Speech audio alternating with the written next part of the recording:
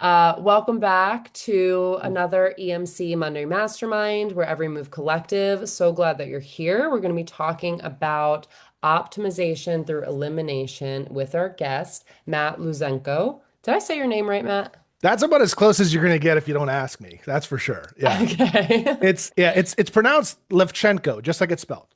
Oh, Uh, yeah, Oh, no, okay. it's Lewczenko. Levchenko. Yeah. And the Matt with one T is short for Mateusz. So I'm from Poland. And Mm, when I started in real estate, Mateusz Levchenko didn't get a lot of calls back. So I had to shorten it up. And my conversions completely flipped. yeah, I'm sure people are intrigued by the 1T Matt. Well, and that's unique enough to keep it that way too, right? Yeah, got to create some mystery. I love it. So before I go into further introducing Matt, just want a little reminder of who we are. So myself, my mom Eva here on the call, my brother Dylan. We run a top producing team out of Westchester County, New York, and Connecticut. I myself am in Los Angeles. We also run the amazing organization of Every Move Collective at eXp Realty, which produces these bi-monthly masterminds. It's really a place to foster learning, networking, community. We always have a different guest speaking on a different topic. So you can come here every couple of weeks to plug into whatever it is that we're learning that week, be it mindset related, marketing, lead gen, luxury real estate, etc. We do them on the second and fourth Monday of every month. So thanks for being here. We have an open door policy. So friends, colleagues, they're all welcome to join us. We encourage you to be as conversational as possible. So please use the chat, raise your hand, and jump in and ask questions whenever you have them. We'll make sure that we get to them. If you're able to turn your cameras on, please do. And if you can take a moment now just to let us know in the chat where you're tuning in from, that would be awesome. So we and Matt have a feel for how geographically diverse this room always is. We've got people who attend this from all over, which is awesome.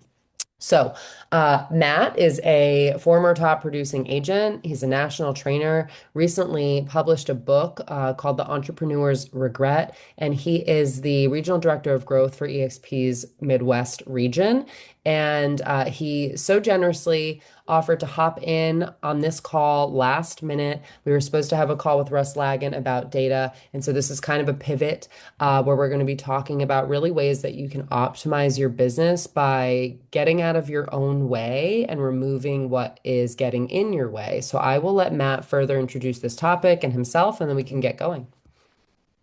First of all, thank you so much for the opportunity. And I realize that I've got a huge missed opportunity filling in for Russ. I completely left my vest upstairs. Uh, and if you know, you know, and yet, so Russ is a great friend, colleague, mentor of mine, and so when this opportunity came in to step in and participate and contribute, I wanted to jump all over it. And so when Colby reached out to me and said, "Hey, what would you like to talk about?" I said, I'd love to talk about anything. And yet, tell me what's most important for your group right now. What are some of the biggest opportunities or challenges that everyone's experiencing, and where can we go from there?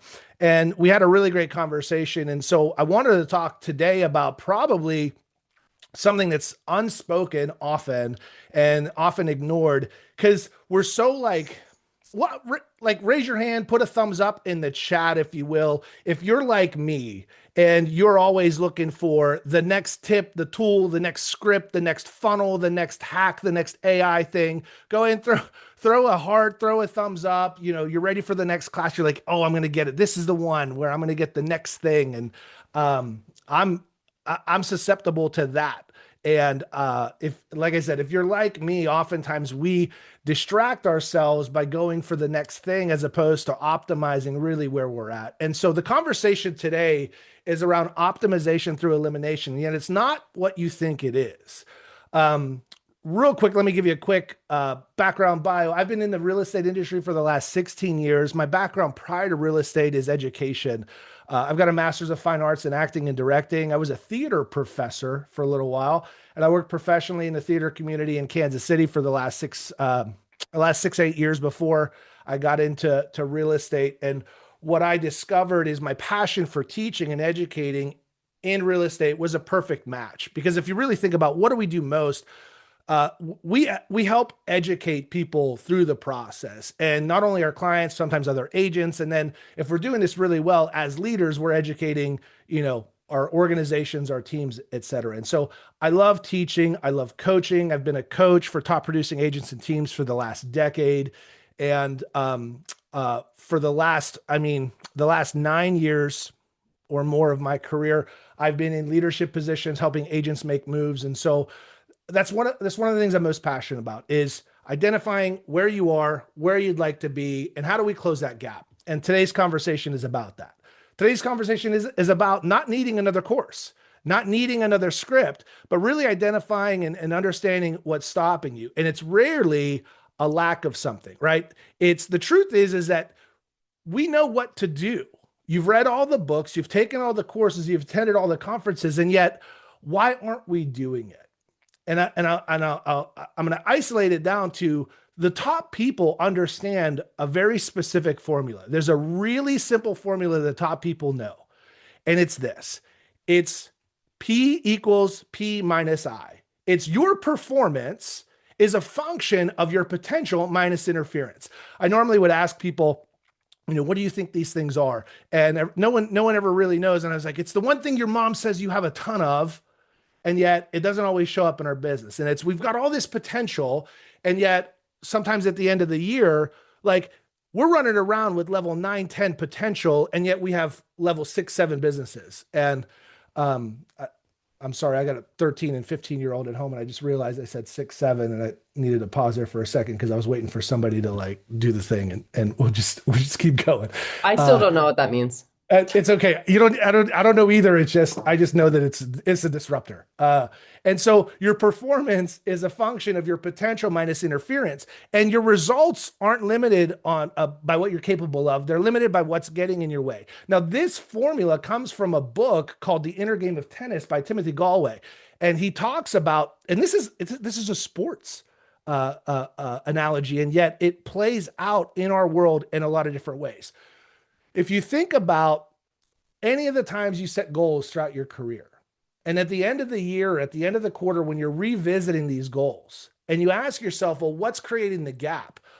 It's rarely the things that we think, like the lack of whatever. It's something got in the way. We allowed something to get in the way. And interference shows up in a lot of different ways for us. The reality is we don't have an information deficit. We have an interference problem. And that's what's inside the gap of where we desire to be versus where we are. We know what to do. It's easy. We can go and write down any of these checklists. If I asked any one of you right now, what's the one thing you should be doing today? And I appreciate you being here, but instead of being here, right? Like, what's the one thing you could be doing instead of this? Or what you should have been doing before this call, and then getting on this call. And it's, if I made 10 more contacts or communications today, I'd be golden. If I was following up with every lead that came my way within 5 minutes or less, it would be fantastic. If every week I had open houses that absolutely crushed, no problem. If my database got up to 500 or more quality relationships, everything would be taken care of, right? And the question isn't, can you do it? We all know we should be doing it. What gets in the way? Well, it's interference.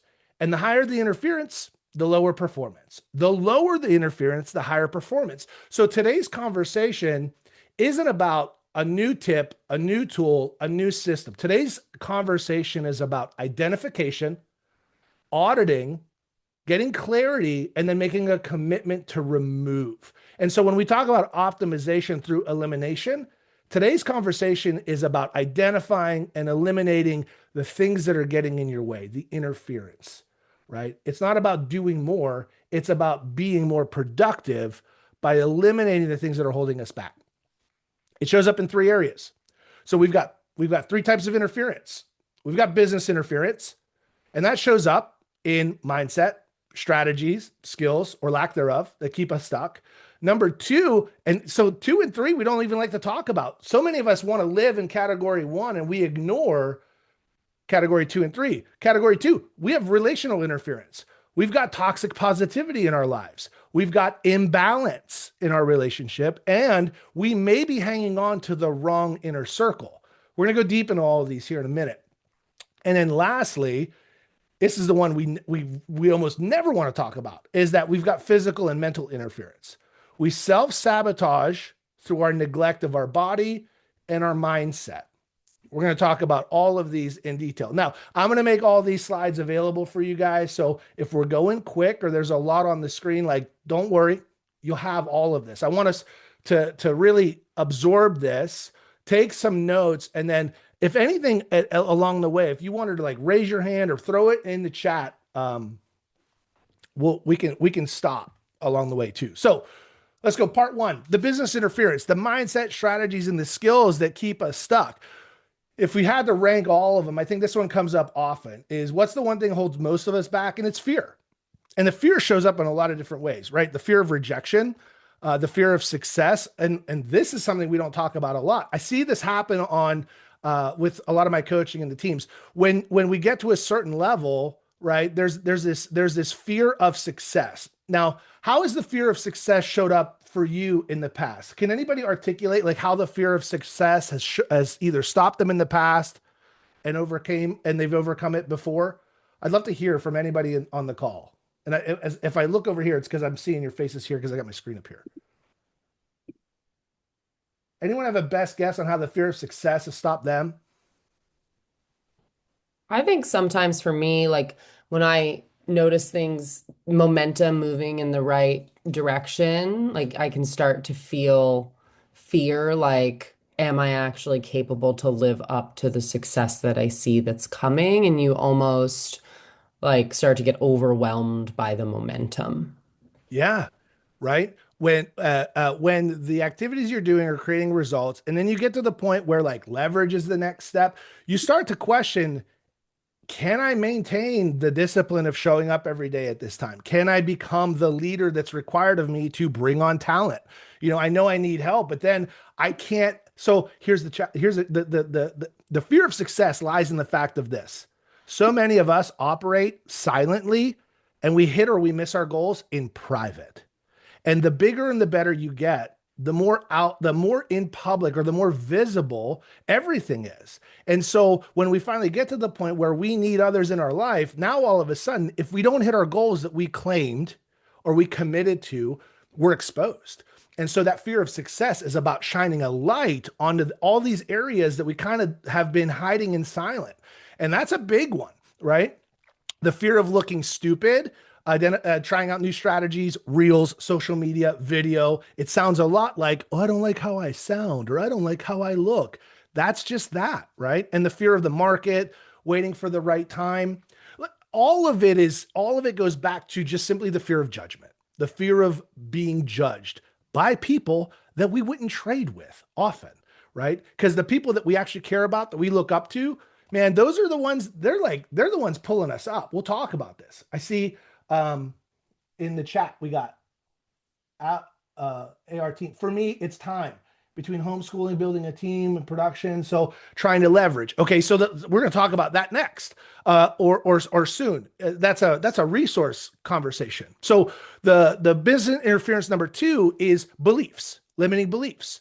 Whether it's, well, the market's too competitive, there's 37,000 agents and only 4,000 transactions, or I don't have a sphere, I'm not from here, I didn't go to school here, I don't know anybody, everything is cold. Or here's a good one.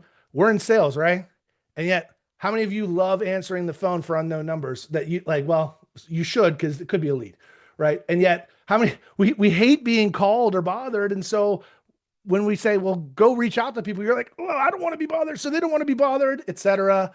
Or, I'm not good at sales. I want to be authentic. I don't like scripts, or I'm too old. I'm too young. I'm too new. Whatever it is, fill in the blank.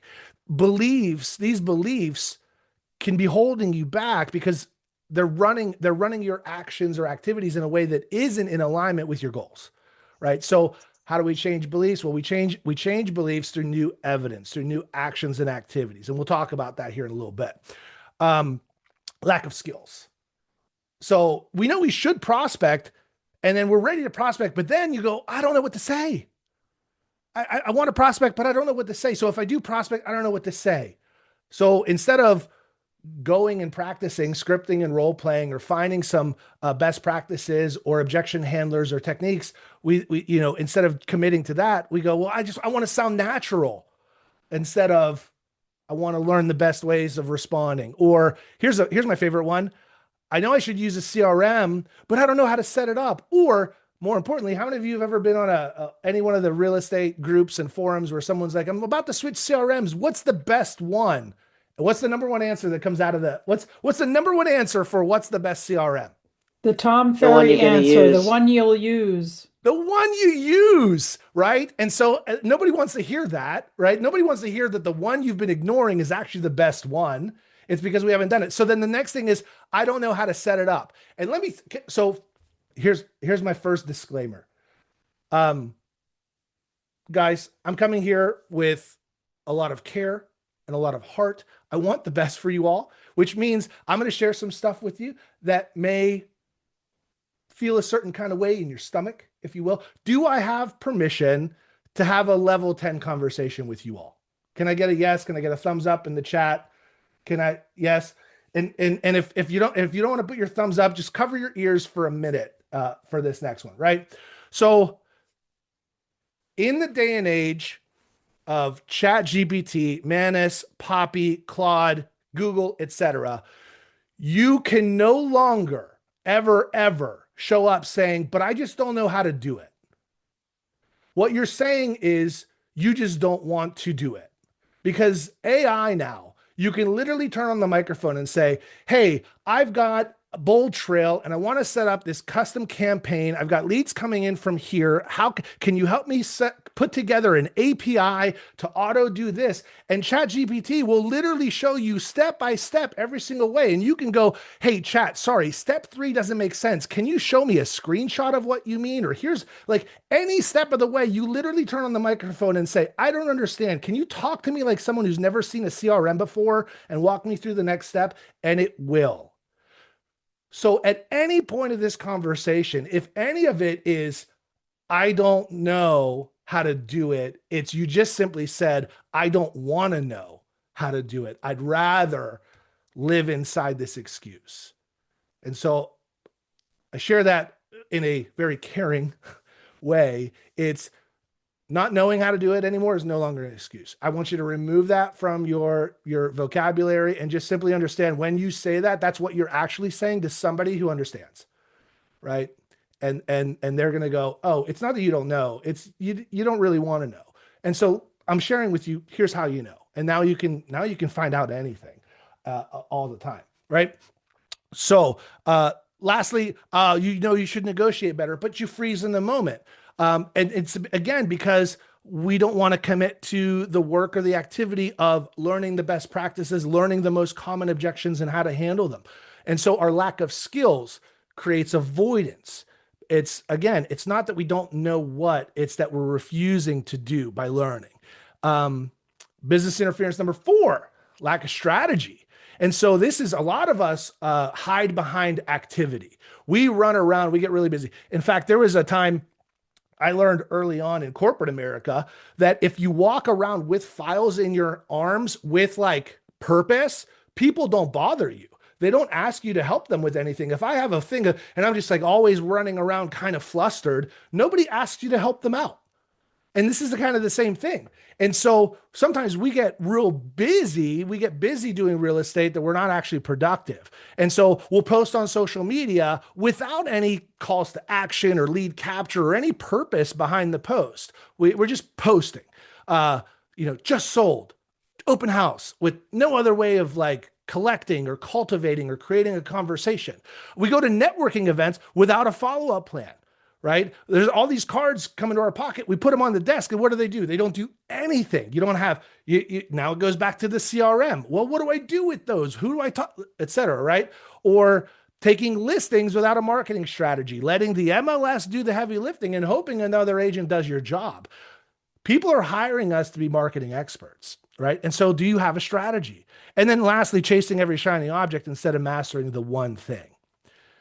Oftentimes we get stuck in expensive motion. and we hide behind it, and we go home, and the people that are home that are counting on us to be doing the best that can be done, not just the best that we know how, are asking, how did it go? And you're like, whoo, man, I realtored my face off today. And they go, well, did you get any new business? I mean, I was posting and networking and all these things. And they're like, okay, great. And so don't get caught behind the motion. And then going back to time, right? This is my favorite. So Tony Robbins often would say, don't get out hustled by a crackhead. And it's like, it's never about a lack of resources. It's about a lack of resourcefulness. Those who have addictions, and I don't want to make light of them, never use lack of money for not having access. And so if you really want something, you can find a way. And so whether or not your excuse is, well, I can't afford to actually do the marketing, or I don't have time to learn the new systems, or I can't hire an assistant yet, it might be based in reality. And yet oftentimes it's masked because we're not willing to do something else in front of that. And it's, are we using the resources that we have access to, or are we optimizing what we should be doing up to this point? So rarely a lack of resources is the reason. It's often stemmed from a lack of resourcefulness and doing something up ahead of time. And number 6 is the lack of discipline. It's operating through emotion. And this is where it's like, these are the agents that only do real estate when it feels good. They prospect when they feel like it, and they follow up when they remember, or when somebody calls, or they see a post on social media. And then they only work their database when things are brutally slow and they maybe like the bills are due. Because here's the interesting thing, like revenue never sets a reminder. Bills do. We're always reminded when the money's due. The money never sets a reminder that it's time to make it, right? So the discipline is about taking action, not when you feel like it, but when it's required. So it's doing what needs to be done, whether we like it or not. So how does the real estate interference show up? How does the business interference show up? Oftentimes it shows up in these statements. Like, I'll make calls after I finish this paperwork, or after I manage these deals, or after I get through compliance, or I'll knock on doors when the market picks up, or when the snow stops falling, or when it gets warmer, or fill in the blank. Or, all right, I'll work on my database when I have more time. Let me ask you, is the goal to have more or less business moving forward? It's often to have more business. So if you don't have time now, when you don't have the business that you want, are you going to have time later when the business picks up? No. So it's not about waiting for X. It's deciding that this is a key pillar and we're going to execute. Or I'll learn my scripts after this transaction closes, or fill in the blank. Again, interference disguises itself as a reasonable delay, but what all it's doing is it's killing momentum, and momentum's everything. Momentum is everything. So how does it look like physically? Well, we endlessly refresh our email instead of picking up the phone, or we'll go into texts or DMs instead of picking up the phone, or we'll go and begin to reorganize our CRM because ChatGPT just taught us how to do tags.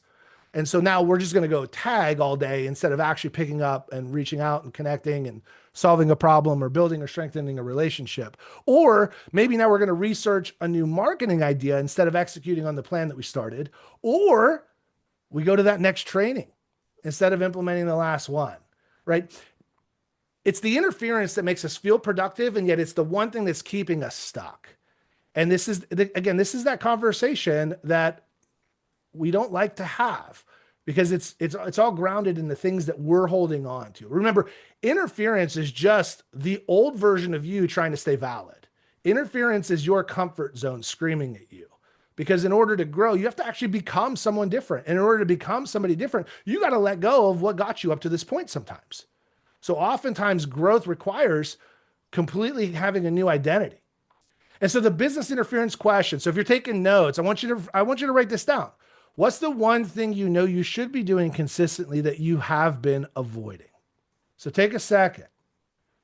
Think about it in your business when it comes to the real estate. What's the one thing you've been avoiding consistently, and maybe privately? Maybe you haven't been sharing it with your coach or your accountability partner. And that's your interference. And then you want to ask yourself, what's the one thing you've been avoiding? And then think about, okay, based on all the things that we talked about, what have I allowed be the excuse for me not doing it, right? Which one of those 6 key areas have I allowed it to be? Because until you can name it, you can't remove it. So this is about identifying, getting clarity, and then we're going to create strategy. Does anybody have one they want to share? Not dedicating specific time for lead gen. Dylan, awesome. Yeah, that could be a huge first step. Colby says guilty of staying stuck in emails instead of talking to Sphere. I know. It feels good. It feels productive. It holds us back. Anyone else? Drop it in the chat.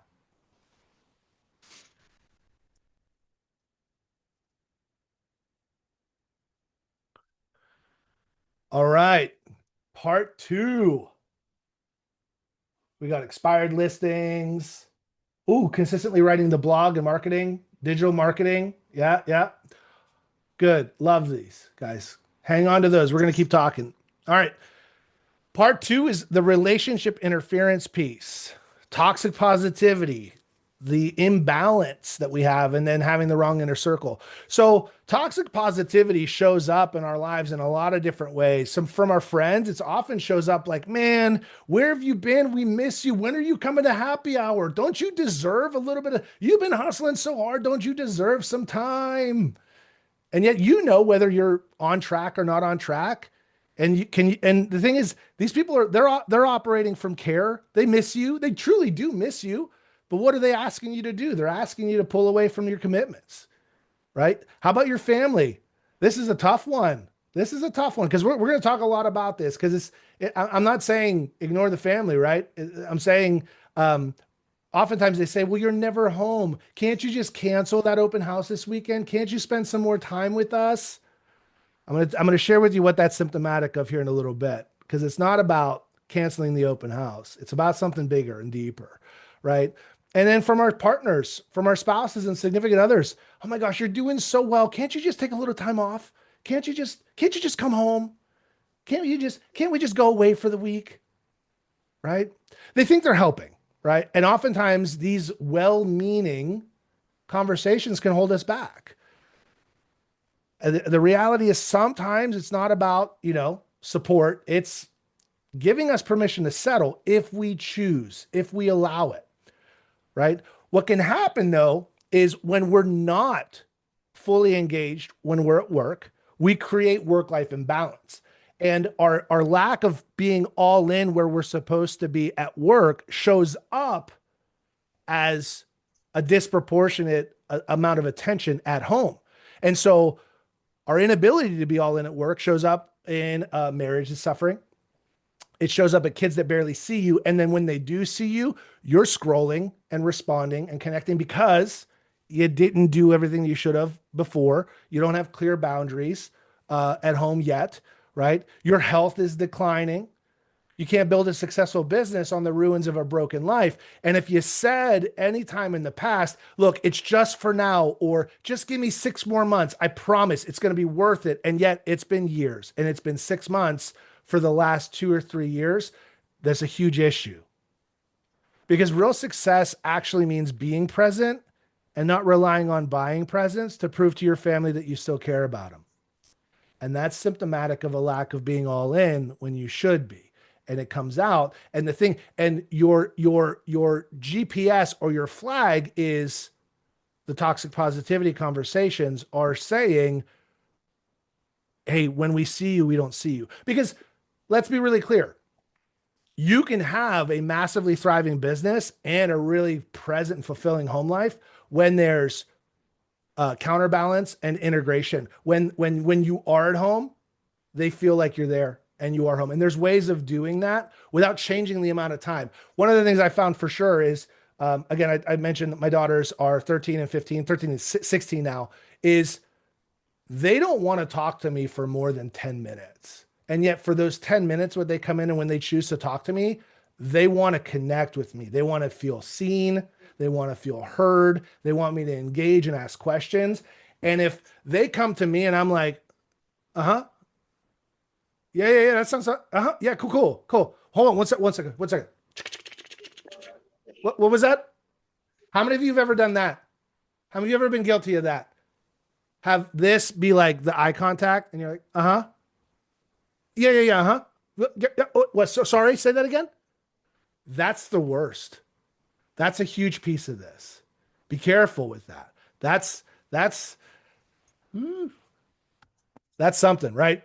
And then lastly, is your relationship interference number 3. You got the wrong inner circle. Now, there's a phrase that everybody loves to say is like, you become the average of the 5 people that you surround yourself with.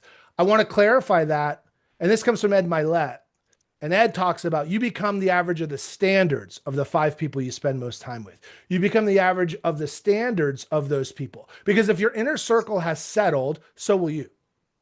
If they're not growing and they're not actively going after stuff, if the highlight of your circle's time is sitting around binge drinking and eating, and that's their highlight, you're not going to be growing either. Well, you will be growing. Your midsection will grow, right? And if they mock your ambition, if they're like, oh man, look at you all like posting all the time and look at all those Facebooks and the reels and the Instagram. Who do you think you are, man? You think you're some influencer? You think you're Gary Vee?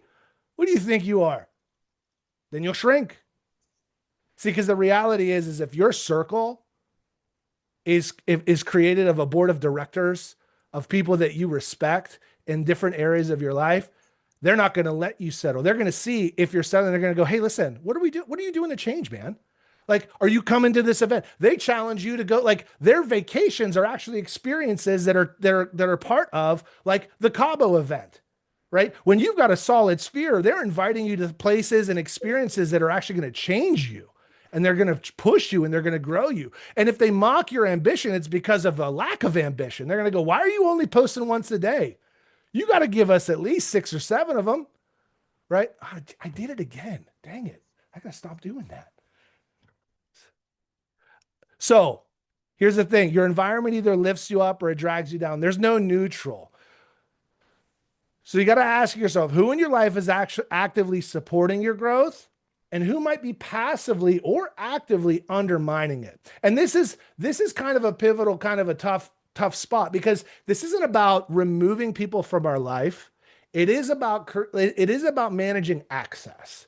And Tom Bilyeu had a really great interview with Lewis Howes on his podcast, The Impact Theory. And if you haven't listened to it, definitely listen to it. It's incredible. And Lewis Howes said something really profound the one time. He may not be the one who originated it, and yet that's who I attribute it to. And he says, you can't change the people around you, and yet you can change the people around you. I want you to really like hear that. Like, you can't change the people around you, and yet you can change the people around you. So like, for instance, I love my parents. I can't change who they are. I can't change their experience.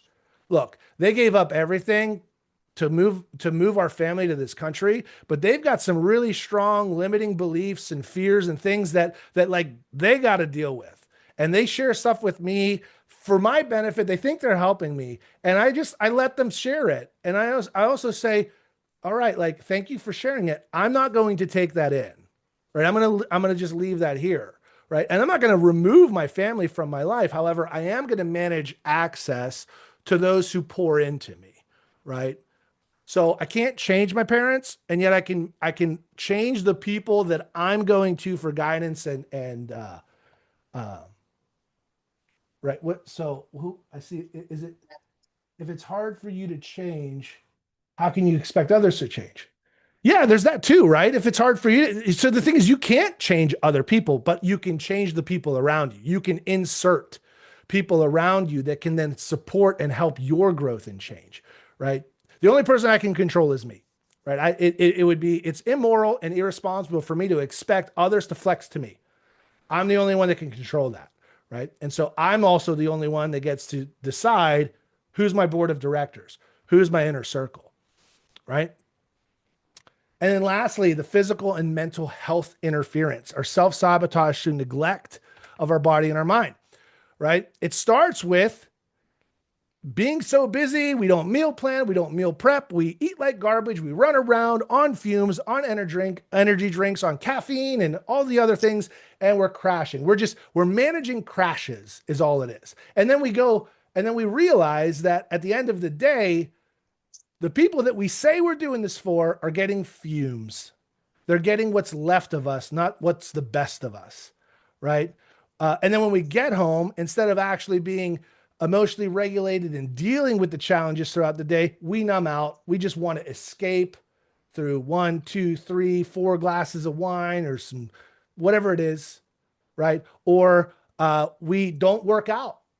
We're so busy here, and like I can't, I'm so busy at work, and then I got to give time to my family here. Like I can't do time. I have 2 kids. I got 2 businesses. I don't have time to work out.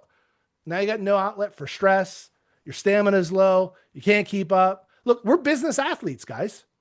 Like what we do mentally and physically is a lot. And so you got to treat yourself almost like a professional athlete. We're professional business athletes. And then sleep.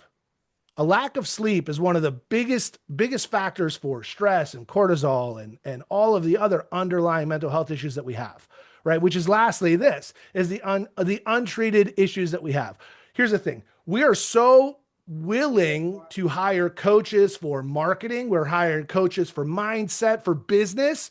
But then for whatever reason, when somebody says therapy, it gets weird. We don't want to talk about that, as opposed to saying, I've got a life coach or I've got our family. So here's the thing. Our family, we have a family coach. It's a therapist for our family. And then I've got a family. I've got a life coach who's my family therapist. I've got a business coach. I've got, a marketing, like I've got a coach in every area of my life. So if the verbiage is weird, change it. But the thing is that we're so easy. We spend all this money on these business hacks, and yet sometimes the number one thing that we're missing is, are we taking care of our own self first? Or is our mask on? And are we normalizing that?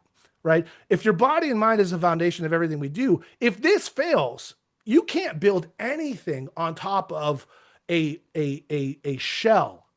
If you're struggling personally in your relationships, physically and mentally, what system matters? What level of contacts matters? What amount of closings matters when at the end of the day, like the people that you're going to spend the time with or the money with are so fragile, right? Like how horrible would it be to hit all of your financial goals and then look back and there's no one to spend it with because your relationship that you had warning of over and over and over again, we ignored it because you just said, just give me 6 more months. Just give me 6 more months. Give me 6 more months. And then your kids now that are grown, when they have a choice to see you, choose not to, right? Like that's like worst case scenario. This all stems from this, guys, right? The trap is we think there's time when I'm going to be less busy, when I close more deals or when my stress. The thing is, you're never less busy. Stress compounds, and if hustle is your currency, self-care feels selfish. And that's what we got to flip, right? If hustle is your currency, self-care feels selfish. Your physical and mental health aren't rewards, it's requirements. That's the part we got to change. That's the part I'm here to share with you. None of this matters if you can't handle it, because every level has got its devil. If you think your challenges are hard here on this level, the next level, if you haven't dealt with it, it's going to visit you there too, right? So here's your question. What in your body or mind is trying to tell you that you might be ignoring? That's your interference. Write it down. So here's the audit. Here's all of the areas of interference that we covered. There may be some on here that we haven't talked about. I wanted to bring up the ones that are probably the most prevalent, most important. I want you to take a look at this. And if you had to circle 1, 2, or 3 of them, which would it be for you? Which of these interferences show up for you consistently or more than once? Take a look. Take a screenshot of this if you need to. Think about it. Do you have one? Have you locked in? Go back. Look, you just looked at it. Okay, that's the one. Hang on to it. Because the truth is you don't need another course. And you don't need another book. And that strategy isn't going to save you. You got to remove what's in the way. It's a simple formula. You already have the potential. The question is, what are you willing to do about the interference? And it's just about one. So here's the one change challenge. I want you to just identify one change, not 3, not 5. What's the one piece of interference that you're going to eliminate this week? Just this week. What's one? What's the interference you're going to eliminate this week for yourself? Like, is it going to be the calls? Is it going to be the conversations you're avoiding? Are you looking to hire a coach? Maybe get into some accountability that's public, right? Are you planning on stopping drinking for 30 days? Are you going to cut out the toxic friend? What is it? Pick it, name it. And then you got to just commit to doing it because, like, it's a choice. You can keep tolerating it. You can keep making excuses. You can keep waiting for the right time, or today's the day, not Monday, not the first of the year. I love this time of year anyway, because this is the time of the year where resolutions, motivation, inspiration's gone. All you're left right now is with grit and determination and goals, right? So the thing is like, there's no magic in waiting for the new year. There's no magic in Monday. Is today the day? Is today the day that you decide to receive what you deserve and desire, not what you tolerate? Our lives are a culmination right now of what we've been willing to tolerate up to this point. If you want something different, you got to make a choice. It's your move. You know what you got to do? You just got to do it. So I want to hear, what's your one change? What do you got? Who's willing to commit? Who's willing to say it out loud? Who's willing to share something out loud? I need to work on my sleep habits. I have poor sleeping habits and I don't get to bed early enough a lot of times. It's one of Okay. my main issues.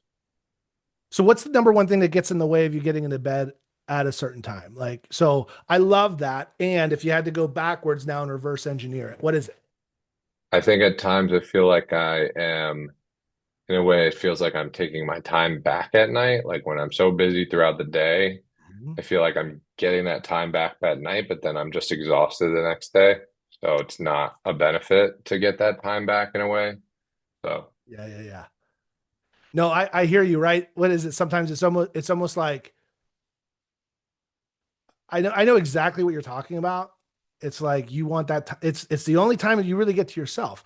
And that is okay. So how can I insert times throughout the day that truly feel like they're for me so that when it's time to rest and reset, you don't have the guilt that you didn't have any time for yourself. So you may have to schedule quality time for you throughout the day. And maybe 3 15-minute segments somewhere where you can scroll without guilt, or you can consume instead of research, right? I love social media, but I'm a researcher first and then a consumer second. I do it with purpose. I have an agenda, but then there's times where I'm like, all right, it's time for me to just share cat memes with my wife because that's my love language, right? I'm thinking of you. You think this is funny? Here's for you. And she's going to say, my love language is not seeing 13 memes that like, I'm like, when are you going to reply? Right. So, thanks for sharing, Dylan. Anybody else?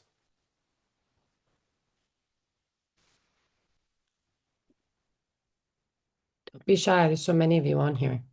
I am going to commit to refining my process that I just worked with my coach last week. So I'm just one little tweak that I need to make. So I just need to write it down, internalize it, and add it to what I'm doing. And then okay. So let me ask you this. You know the process, right? Well, no, I have to go back to my transcription of our call, sort Okay. of nail it down. What is it? And So then what's a target internalize it. date for you to execute on that you can set down? You can look at your calendar and say, okay, I know that I got to do a little bit of work and I commit to Thursday or Wednesday or Friday to take the first step of actual action of this thing. If I didn't have to go shovel, it would have been today. So Okay. because of that, I know I can't do it Thursday or Friday. So Is everybody on this call in like buried right now? I think it's a we The mixed got East Coast is about bag. getting, 2 feet in New York. So yeah, it's yeah, pretty yeah. buried. No, I get, so I hear that, right? So my uh, only suggestion is Mary, I love that. And pick a target date and tell yeah, somebody about it. Have somebody help hold you accountable to it. Yeah, actually, I have to get back to him. So, yeah. Love it. Okay. Thank you. Yeah.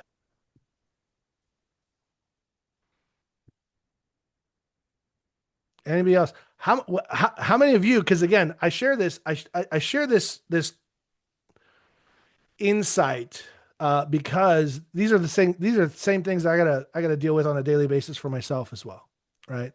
Like this isn't a preaching session. This is me sharing with you my journal of how do I get myself to get after some of these things. These are the same excuses. These are the things that I'm just sharing with you my inner thoughts on these slides, right? So as I share them with you, I'm revealing I'm pulling back the curtain a little bit on how does Matt get things done? Well, I have to get really like clear on why am I not doing these things, and these are the things, right? So what out of this conversation really, um, uh, what was the question? Hadn't Levi, say that one more time. What was the question? Hadn't to take a what's the one interference that you're going to remove from your business this week?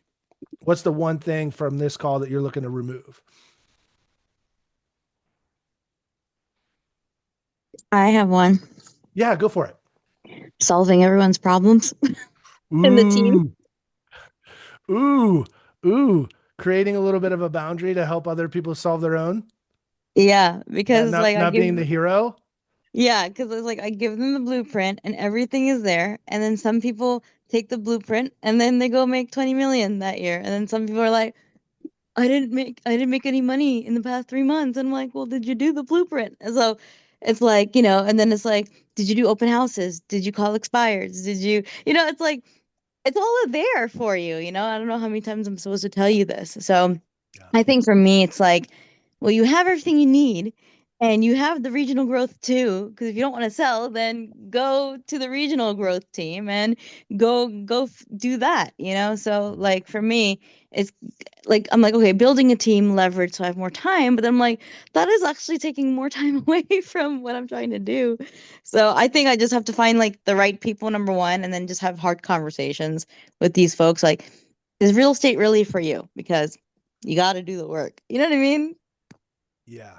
Yeah. The number one thing that we can do is create an environment for people to succeed and then help hold them accountable to the activities that they decided that they wanted. Right. And then just continue to point them back to that. Right on. I'd say getting the paperwork done earlier because I always do it last minute and it stresses me out. And then like I could do it 2 days before because I know I got the appointment set, and then I do it like 2 hours before the appointment. And I feel like if I just get it out of the way, then I'm stress free. So Yeah. Yeah. And the other question is, okay, is there a system? Is there a leverage piece that you're not utilizing that could do most of it for you before instead of you doing it yourself? Right. And how much of it can you have batched ahead of time where you're only implementing the minimal stuff? Right.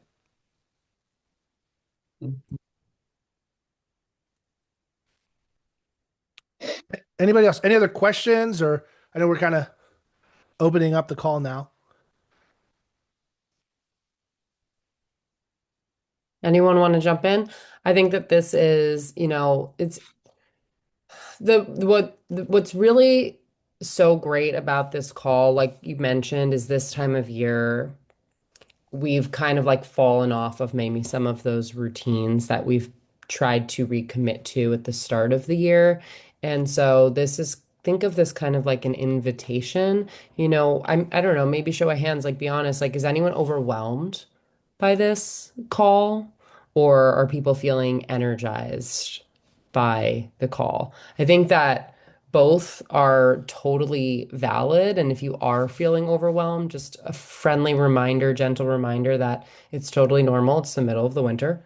And, it's nature around us is resting, and we're kind of in this business that requires us to show up regardless of the seasons around us. And so, really just giving yourself some grace and just recommitting. You can recommit, like Matt said, any day. It can be today. It doesn't, you don't need to kind of beat yourself up because you've maybe fallen off or not been reaching that goal that you've wanted to reach. You can just recommit and start working it from today forward. So, Colby, yep. I don't know if you can hear me well, but I have a comment. It's not exactly to the point of what Matt was just talking about. But lately, I've been thinking a lot about not just for myself, but for the team, recommitting to scripting. And Matt had mentioned scripting earlier. And I remember in the beginning when I first started scripting, having these limiting beliefs of, oh, that Matt mentioned earlier. Oh, I just want to sound like myself. I don't want to sound like a script. Um, However, when you can save time because you're using the right words, it Mhm. opens up a lot of other opportunity to do things at a higher level. And the one thing that I think maybe I didn't understand early on in my career that I do now is scripts become you when you know them enough. It's not scripting anymore once it's become part Yeah. of your conversation, and it does help you be more effective. So my comment is just maybe recommitting to scripting around clients, around attraction, around everything. Can I add an unsolicited uh, add on to what you just said, coming from somebody Yeah, who had their MFA in theater and was a member of Actors Equity and worked professionally in the theater? When it comes to of scripts, course. like when I found out there were scripts for this, I was like, "Are you kidding me? There's scripts for this stuff!" Like, and everyone says they hate scripts, and I love scripts. Um, Here's the part that I share with my clients when we're talking about scripts. Number one, in theater, when you're training to become a professional actor, they said the hardest thing about acting is not to. The hardest thing about acting is not to. And so the thing is that you can see when people are acting or using a script that they haven't internalized, because when we take a look at the circle of communication, and many of you have done this, 7% of the meaning comes from words, right? 7% of the meaning comes from words. 37% of the meaning comes from tonality, and the rest comes from body language. And so when you're on the phone with somebody, what you're saying is 7% of the communication. Tonality is all of it on the phone. And then when you're in person, it's body language. Here's the thing. If you're not confident in the appointment, as in, if you haven't practiced the listing appointment like the NFL team does for Sunday, do you know that they practice 74 hours a week to get ready for a 1 hour game? They study what the other team could do, right? They watch film on the other team's objections, and they work all week on their objection handlers. So when they're on the field, they can literally see how they're lining up and be ready for what they're about to do. Could you imagine what it would feel like on an appointment if you spent 74 hours working on what could come up in that appointment? What level of confidence and energy would you have at that appointment? That no matter what they say, I got this. I got this. We're going to do a swim move on that one. We're going to back up. We're going to intercept. Whatever. Here's the thing. When you've practiced your presentation like a professional, you can sit back and now you can listen because you're not worried about what's coming next. And it's the agents who can hear the pain point between the words that get the business. It's what the seller's not saying. And you can only hear that when you've been practicing that appointment for 74 hours before game time. Think about it. We have an hour in front of them. We're about to make 17, 20, $30,000, and we have an hour to nail it. How dare you not be practicing for 74 hours to make 30 grand? Are you kidding me right now? We're not laying bricks or putting on roofs. We get to talk to people about their house to make 30 grand. Are you kidding me right now? And nobody wants to practice? Good. If I were in your market, I hope you don't practice either, because I'm practicing, and you don't want me coming. You don't want me coming either before you or behind you. Promise you. That's my tip. It looks like maybe my mom is frozen and trying to reply to you. But great tip. Yeah. I think that, and if you don't have a buddy that you can practice with, I mean, first of all, if anyone needs a buddy, chime in the chat, and maybe there's someone on here that can be a scripting buddy for you. But my mom and I actually went to an event this past week in Los Angeles, and one of the speakers got up there and live role played with ChatGPT voice.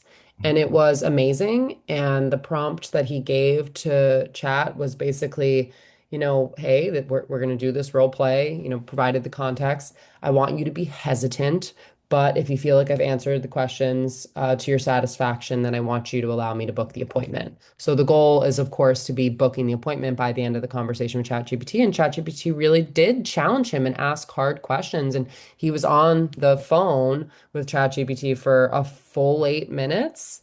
And it was very thorough and something that you could just do while driving. You could just like have a conversation with your ChatGPT app while driving, just scripting. So don't get scared away by the fact that you don't have a scripting buddy. There's tons of AI out there that is really just as good Mhm. and probably will go a little harder on you than a scripting buddy would, to be honest.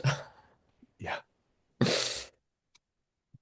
Phil Hahn is a script class every Thursday in the university. So for those who are EXP agents, pop into the EXP University Hub and you can take a look at the scripting classes that are available in there. That's awesome. Thanks for sharing that, Peggy.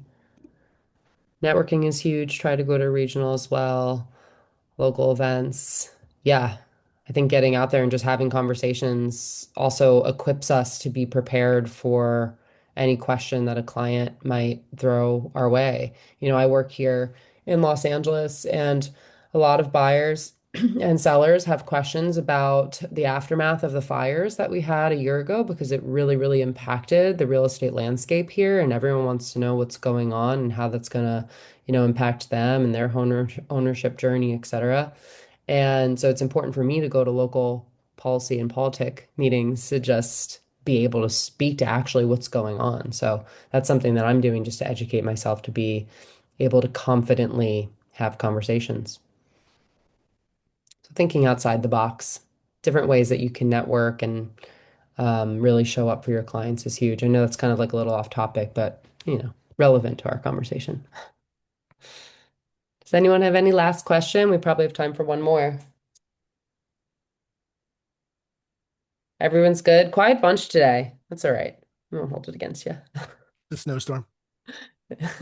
Yeah, true. Well, thank you, Matt. We really, really appreciate you taking the time to speak with us on this topic. I think it's really No, my pleasure. important. Thanks for the invite. Yeah, of course. And this recording will be on YouTube. So if you liked what you heard, feel free to share it with a friend so that they can tune in as well and kind of re-energize their business and hone in on what they need to kind of eliminate. Our next call is going to be on Monday, March 9th. We're bringing on top producer out of New York, Vincent Koo. He's going to be sharing with you what his repeatable daily workflow looks like to actually generate predictable revenue. So he's going to literally walk you through step by step, like this is what my calendar looks like hour by hour, and this is how I make it work for me and turn it into success. So I just dropped the link for that into the chat. So we hope that you join us. We'll see some of you in Cabo at the mastermind that we're attending. If you don't already know us, definitely reach out. We'd love to see you in person. What's the YouTube channel? It is Every Move Collective. So I will just really quickly drop that right in here for you. And if you want to subscribe, you'll get a notification when the next video goes live. So thank you guys. We hope you have an awesome week. Stay warm and stay safe in those snowy states. And we will see you in a couple weeks. Bye, all. Thanks, Matt.